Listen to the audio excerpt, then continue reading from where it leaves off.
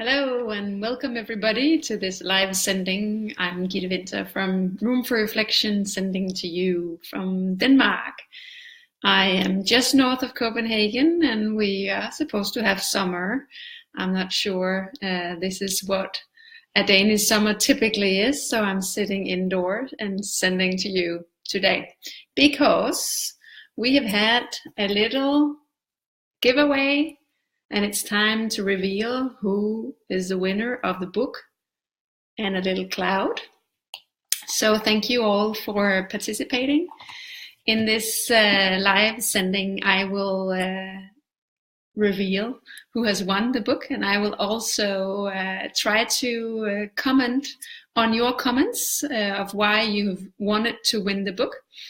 And also, I have had some different questions sent to me that I would also want to address.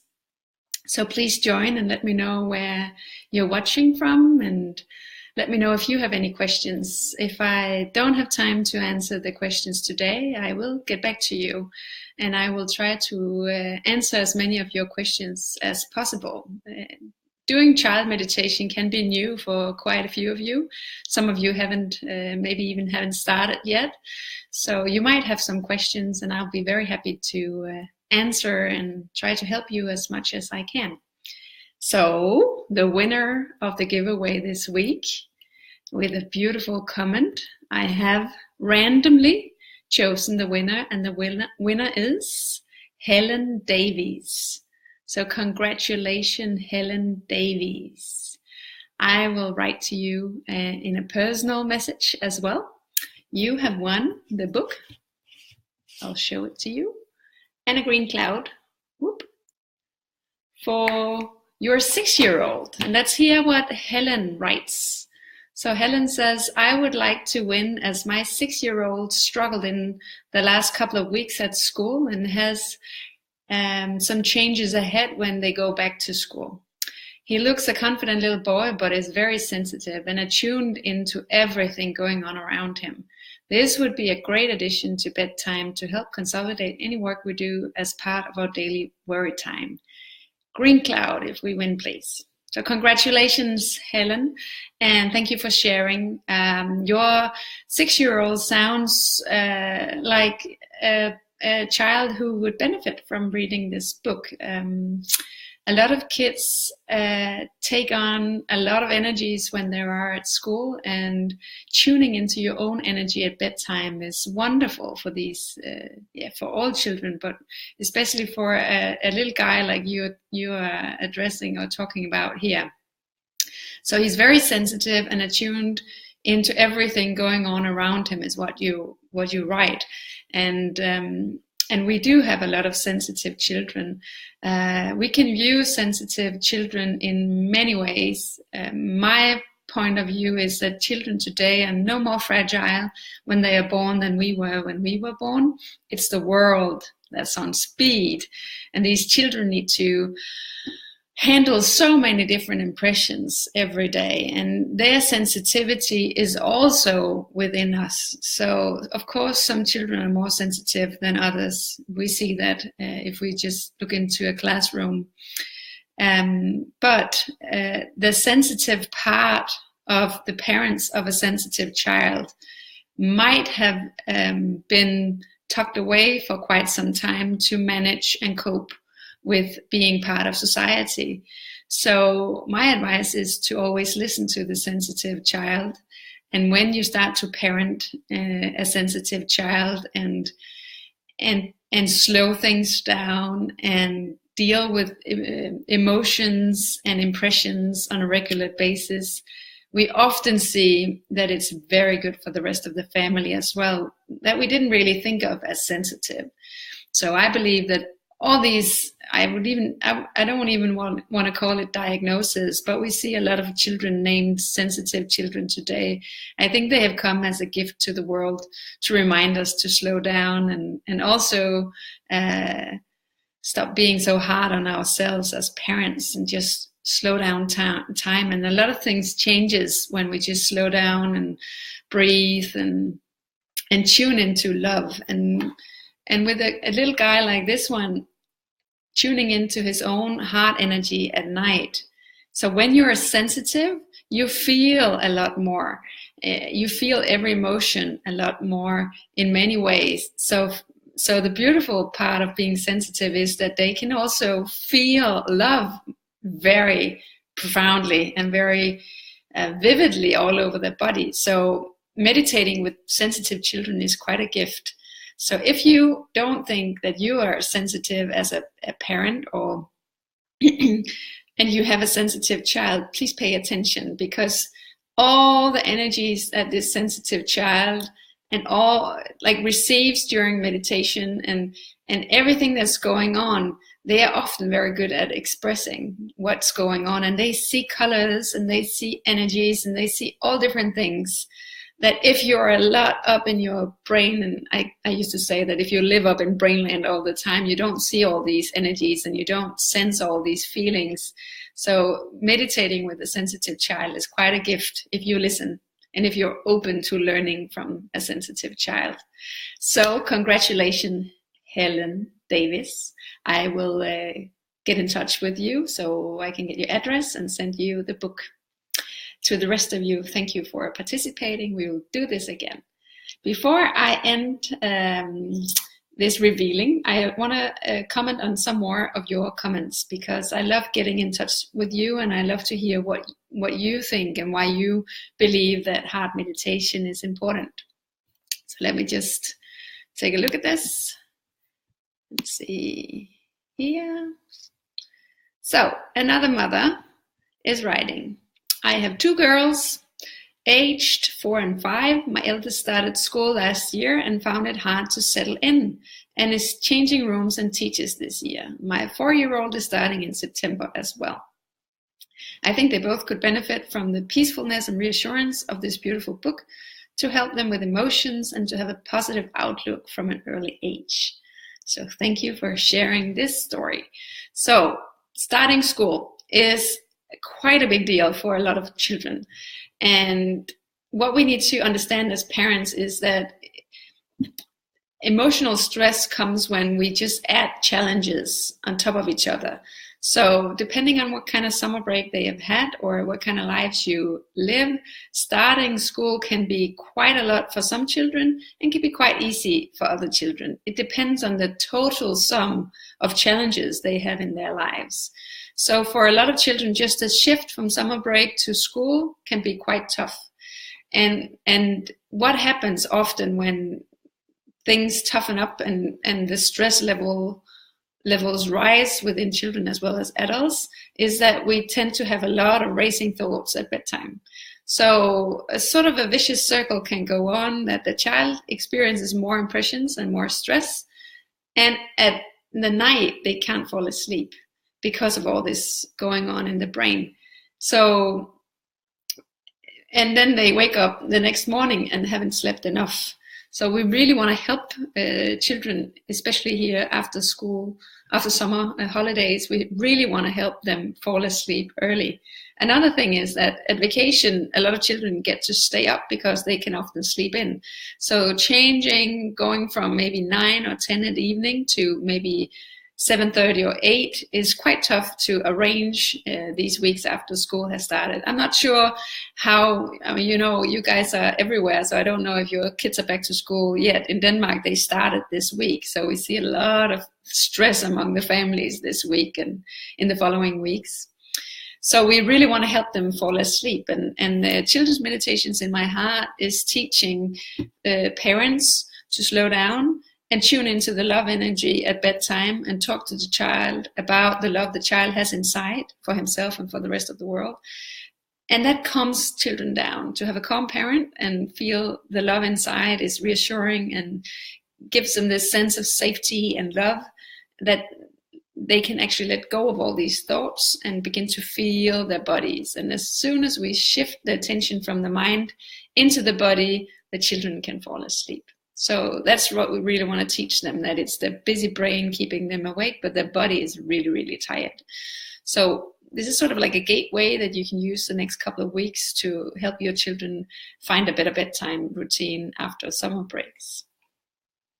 So how early can we start with this? We talk about school, but it could be getting back to daycare.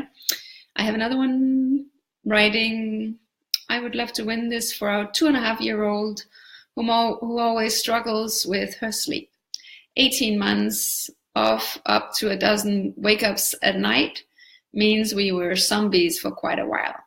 Things have improved, but she still struggles, and I think she could benefit from this book, as she does appear much more relaxed after reading certain books before bed, which encapsulates love. So, how early can we start? I used to say from 3, but there are a lot of parents and children who benefit doing this early, and this one is 2.5. So maybe they don't understand all the concepts of the book when you read it to them when they're younger than 3, but they will still feel the shift in your energy. And they will still have the sense of reassurance before they fall asleep. So one thing is the book helps children fall asleep, but it also helps a lot of children sleep better through the night. So I'm not giving you some kind of miracle here, have all babies sleep through the night. That's not what I'm offering here. But I do hear from a lot of parents who have had children wake up with nightmares and even night terror, and just a lot of waking up, like stressful waking up, just like I can't like keep my sleep and I can't go deep enough down into my sleep. Of course, it's age dependent, how deep they go into their sleep and how many times they get back up on the surface and go back down.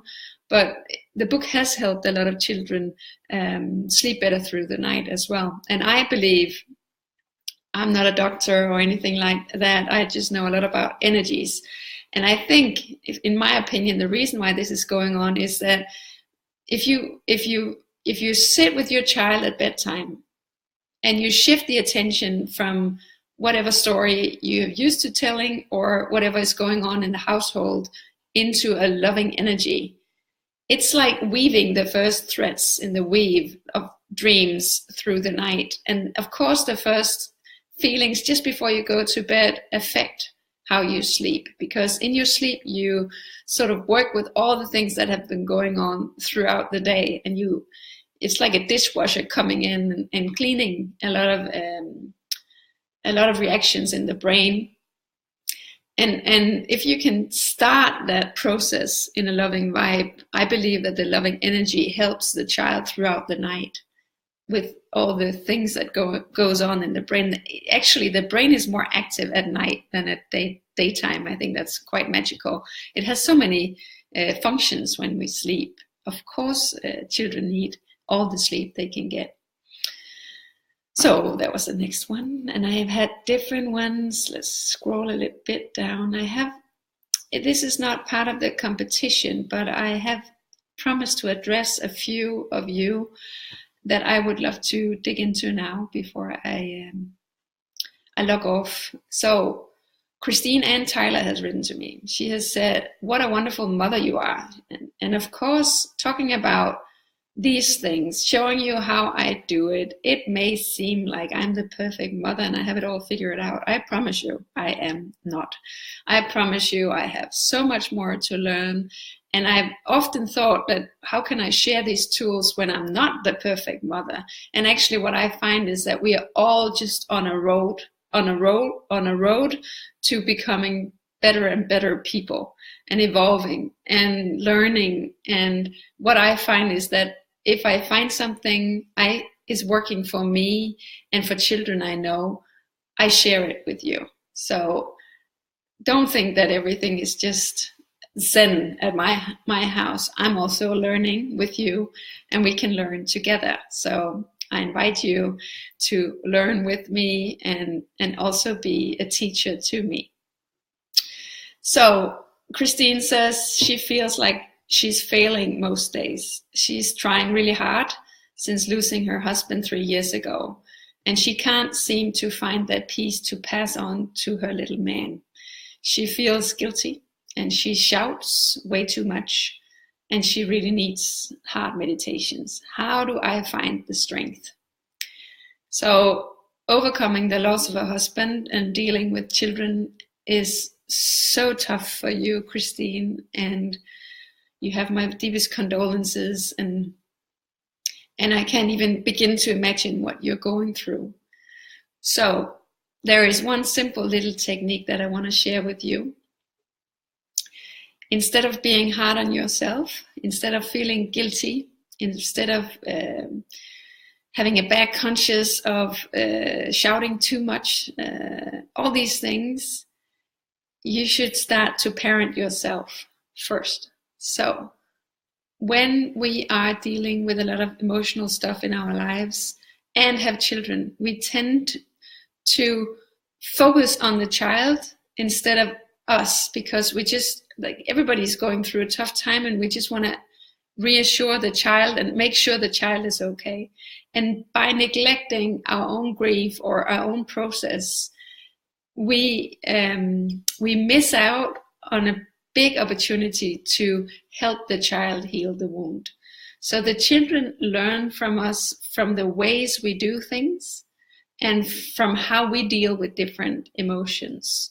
So if you don't allow yourself to grieve, and if you don't allow yourself to go through all the emotions you have from the loss of your husband, you miss out on opportunities to help your child. And the sooner you start to heal some of your wounds, and the sooner you start to parent yourself from a good and open heart, the sooner your child will learn how you do it. So it's hard to teach a child to move on and get over or stop grieving, or whatever you try to teach your child, if you don't do it yourself. So when you start to heal, your child will start to heal as well. And the children's meditations in my heart gives you a chance to talk to your child about the love the child has inside. It gives you a chance to tune into your own love, where all the healing comes from, that you need to heal and move on and grow again as a woman. And the love to your husband. So we can also send love to heaven. We can also send love to people who are no longer with us. So you have different angles to work with love within the book, and open up to the healing powers of your heart, because all the healing that your family needs has to come from you healing you first. So first we deal with ourselves, and then we help the children. And just by dealing with our own emotions, we already help our children. So we shouldn't hide our own energies, because the children are master detectives in understanding how we feel. They know us so well. They have studied us for so long, and they know our energy maybe sometimes better than we do ourselves. So we cannot hide emotions from our children. We cannot hide energies. And going through losing a husband and all the emotional stuff going on after such a devastating experience is of course a big challenge to deal with. But instead of trying to fix your child, we say, how do I find the strength? The strength is from the love inside of you to you. So the healing that you can learn from this book, and do the whole first meditation with yourself, I fill up my heart with love. That's the healing. And from that healing, the strength will come. So I hope I can help you a little bit with this, Christine. I'm sending you lots of love.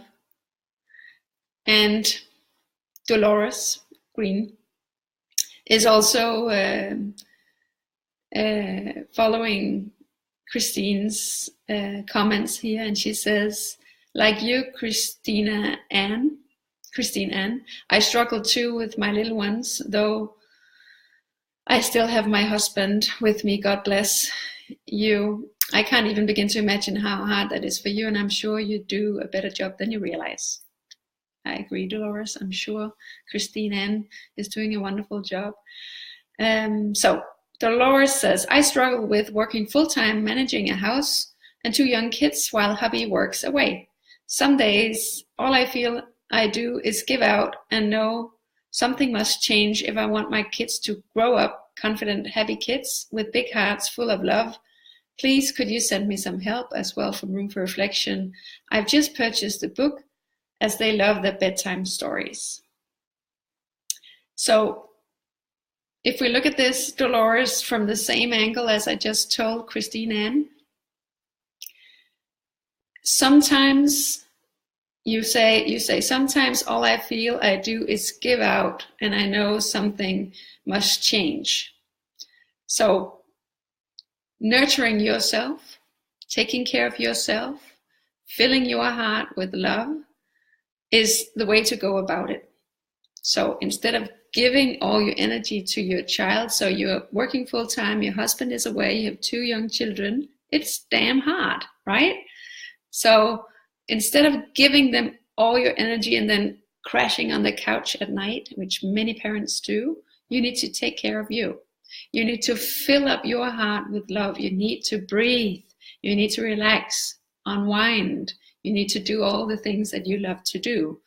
If it's running or yoga or playing piano or whatever you love to do, you need to do those things. So when we are busy as parents, we tend to neglect ourselves. We tend to not listen to our own needs. And that's a big mistake, because then we get drained and then we don't have the strength to be the parents we want to be. So you need to parent yourself first. I say that a lot, but it really often very much helps. And you need to fill up your own heart with love. And when we do these things and when we make these changes, we can talk to our children about what we're trying to do. So, for instance, we're having a little discussion, something is going on, and you say, well, mommy needs a break to fill up my heart with love, because then I know I can parent from a good place in me. You take a moment to yourself, breathe, find your peace, fill up your heart with love, and come back. And then the next question can, if it's still tricky, the next question can be, what would love do? So what would love do right now? When you breathe, you can ask that question, what would love do about this discussion I'm having with my children right now? So I think we can manage one more.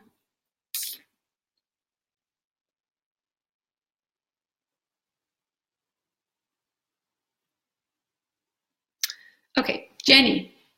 Jenny says, I love these meditations. I have tried numerous times, but my son struggles with them and asks questions throughout. I barely get through a sentence without him asking about it and questioning how I can be real, etc., etc.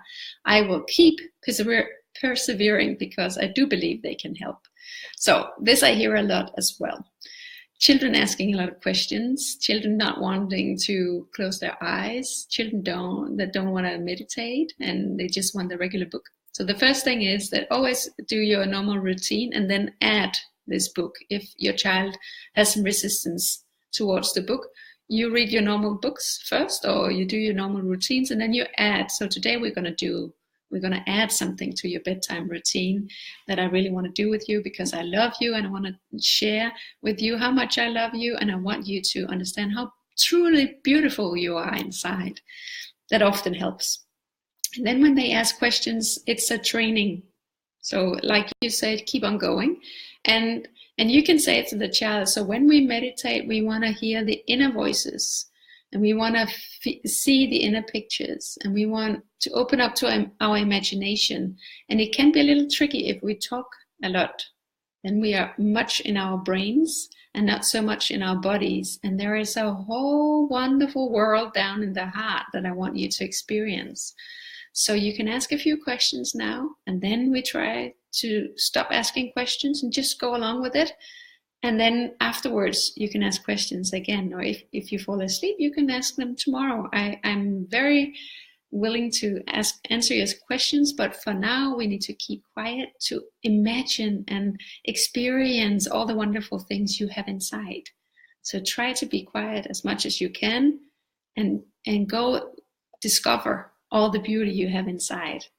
I'm right here next to you. Some children talk, if they close their eyes, they talk just to feel that the parent is still present. So you can hold the hand, or you can, just by like keep talking, you just keep reassuring, I'm right here, I'm right here. So even though you close your eyes, I'm right here, I'm sitting here to the end. I'll tell you the story, even though you fall asleep, I'll keep talking, I'll keep reading. When they fall asleep during meditation, they can still hear what you're saying. So never stop because the child is sleeping. Just keep going until the end. So, Jenny, I hope that this will help your curious son. I love curious kids, and we should never take the curiosity away from them. We should turn it into a different type of curiosity. So make him curious to find out what's going on inside of him.